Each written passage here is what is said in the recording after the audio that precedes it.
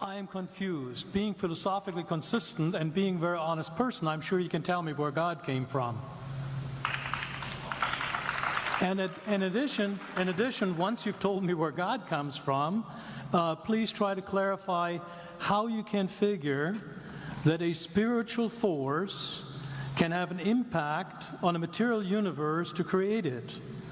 I think that some years ago we already talked about that kind of thing in philosophical circles at any rate, by posing the question, if angels are made of spiritual matter and a pen is made of material matter and spiritual matter displaces no space, how many angels can dance on the tip of a pen?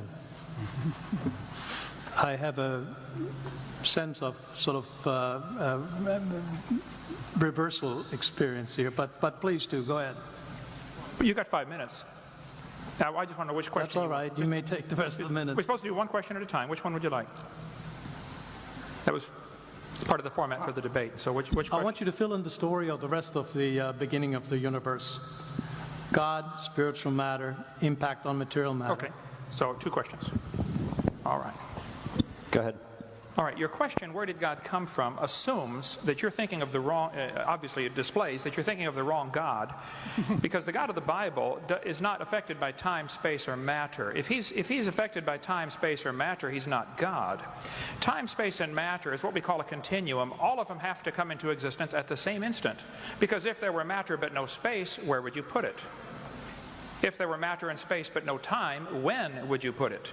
You cannot have time, space, or matter independently. They have to come into existence simultaneously.